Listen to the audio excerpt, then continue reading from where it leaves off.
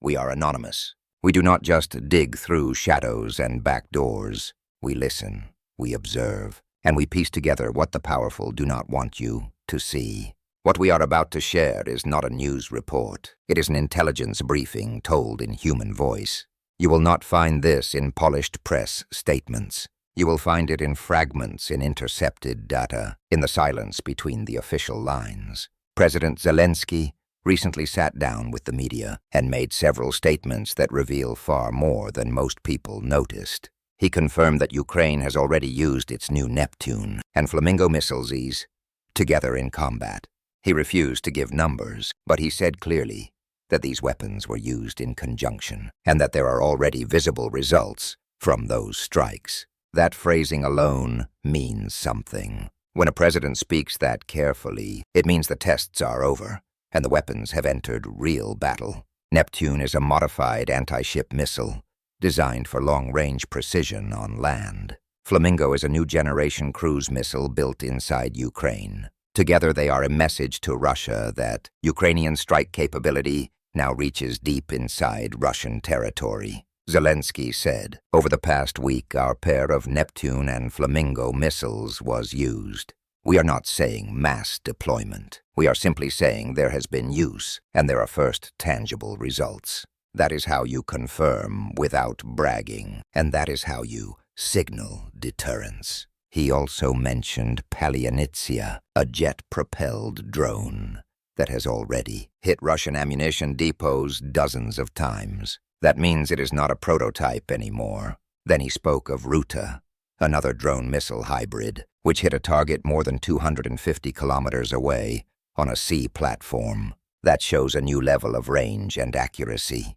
And then he praised firepoint and liutyi drones, both capable of deep penetration missions. He said that up to 300 units were deployed in a single massive operation. That is a clear indicator of swarm doctrine, the use of numbers to overload enemy defenses. When 300 drones come in waves, radar screens turn white with noise, and no system can intercept them all. He reminded everyone to compare this to how things were at the start of the year when Ukraine could barely reach beyond the front lines. Now they conduct long-range strikes daily. The evolution is staggering. What was experimental in January is routine in October. Zelensky believes this new capability, combined with support from allies, will shape how and when this war ends. He also spoke about Russia's failed attempt to take Pokrovsk during the summer offensive.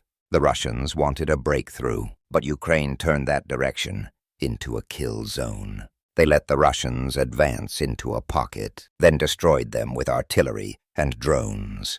That is not just defense. It is controlled entrapment. It shows that Ukrainian intelligence now predicts and manipulates Russian movements, using new technology to direct fire faster and more accurately. Then he turned political. He said 26 European Union states support Ukraine joining the EU, all except Hungary. Negotiations for 6 clusters are ready to open soon. And he warned that if Russia dares to attack Ukraine's gas infrastructure, Ukraine is prepared. That warning is not just rhetoric. It connects directly to the new Flamingo and Neptune strikes.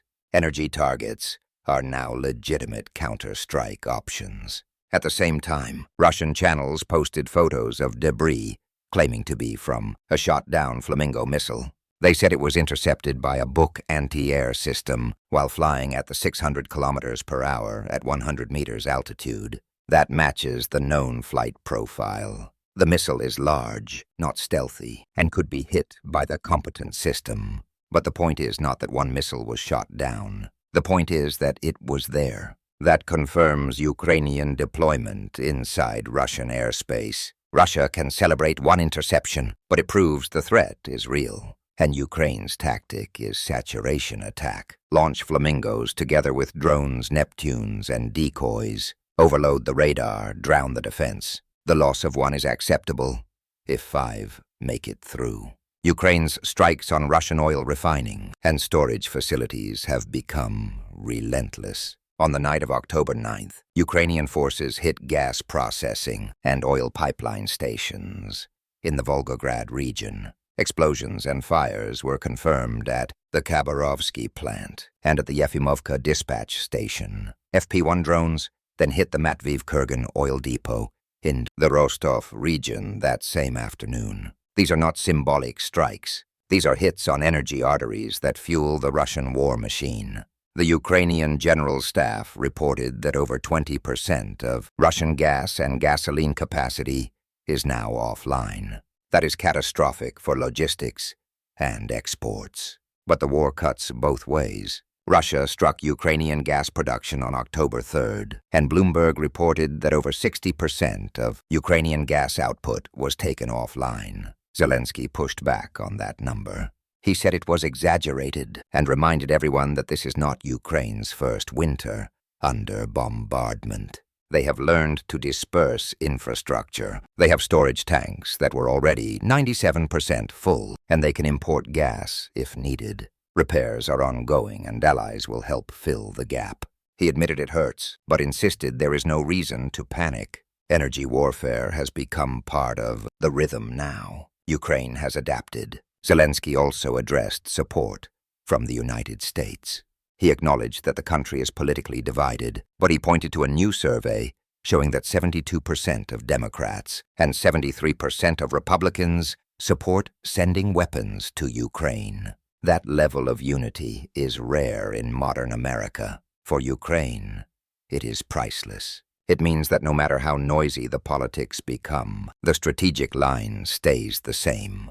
The United States remains committed. Zelensky thanked American citizens for not letting their politicians turn the war into a campaign argument. He said this support means everything to Ukrainians and to everyone in the free world. He then spoke about artillery shells. Production is rising rapidly, both in Ukraine and across Europe. New factories inside Ukraine are already operating. Some of the new technologies once dismissed by European engineers as unsafe are now producing shells that actually work better and cheaper. Zelensky said that by 2026, Ukraine could match or even exceed Russian artillery shell production. That may sound ambitious, but given how quickly Ukraine built drone and missile industries under fire, it is not impossible. Now let us pull back and look at the bigger picture. Ukraine is changing the nature of this war. At first it was purely defensive. Now it is offensive in the informational, industrial, and operational sense.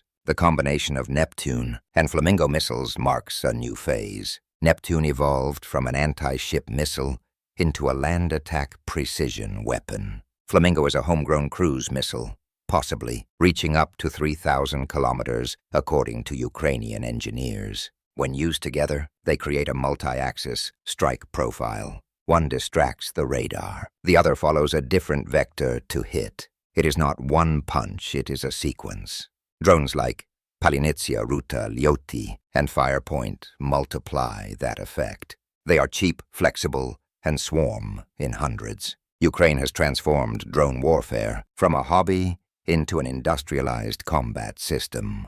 Each wave teaches new data. Each impact improves the next design. The feedback loop is faster than any Western bureaucracy could imagine. What began as an improvisation is now a doctrine.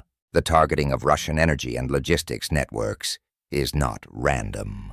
Oil depots, gas plants, and export terminals are the veins of Russia's economy. Destroying or even damaging 20% of that capacity forces rerouting, slows supply, reduces export revenue, and creates internal pressure. Russia can intercept a few drones, but cannot protect every pipeline, every tank, every compressor station. This is strategic pressure through persistent attrition. Russia's air defenses can shoot down single targets, but saturation is unbeatable. 10 missiles with varying altitudes and speeds will overwhelm any radar network. Flamingo may be bulky, but it does not need stealth when it travels with hundreds of drones. This is warfare by volume, not by elegance. Ukraine's energy resilience is the other side of the equation. Gas storage nearly full, repair teams working constantly, foreign aid covering import costs. It is not comfort, but it is survival. They have learned that adaptation is their best armor. Politically, Ukraine's EU progress is another signal. Even with Hungary blocking 26 nations supporting accession is a historic alignment.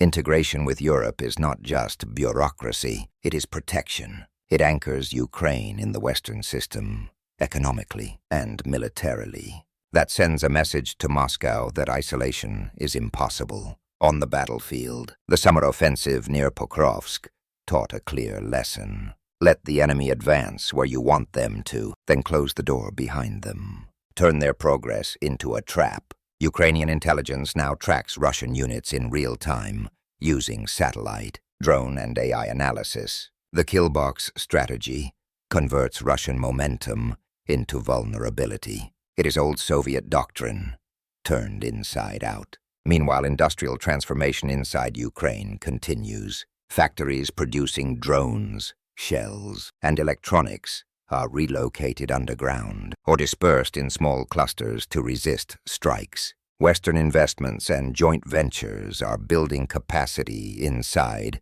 the country instead of only abroad. Each month, production rises. That is how you turn survival into sustainability. The geopolitical message is sharp. Ukraine is no longer pleading for survival. It is demonstrating capability. Every successful strike inside Russia erodes Moscow's image of invincibility. Every repaired gas plant in Ukraine proves resilience. Every poll in the United States showing bipartisan support reassures allies that the aid pipeline remains stable. It is a game of signals, not just missiles. From an analytical view, the real battlefield now stretches beyond geography. It includes public opinion, industrial output, and digital infrastructure. This war is not only fought with guns, it is fought with data logistics and psychological endurance. Ukraine understands that Russia is still catching up. So when President Zelensky calmly says that flamingo and Neptune have been used, that drones are hitting at 250 kilometers, that 20% of Russian gas capacity is gone, and that Ukraine is prepared for the next winter, he is telling you one thing. The shift has already begun. Ukraine is no longer the victim. It is now the actor.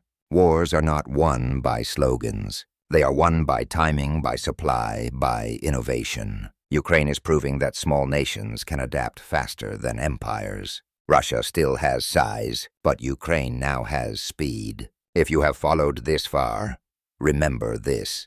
The truth about modern warfare is hidden not in what governments say, but in what the infrastructure reveals. Every explosion in Volgograd, every plume of smoke from an oil depot, every line in Zelensky's cautious phrasing, all of it connects. We are anonymous. We will keep tracking these patterns, digging through data, intercepting what they try to hide. You can choose silence or you can choose awareness. Subscribe, share, and stay awake. Because the next phase of this war will not be fought only on the ground. It will be fought in information. Stay sharp, stay curious, and remember, truth has no firewall.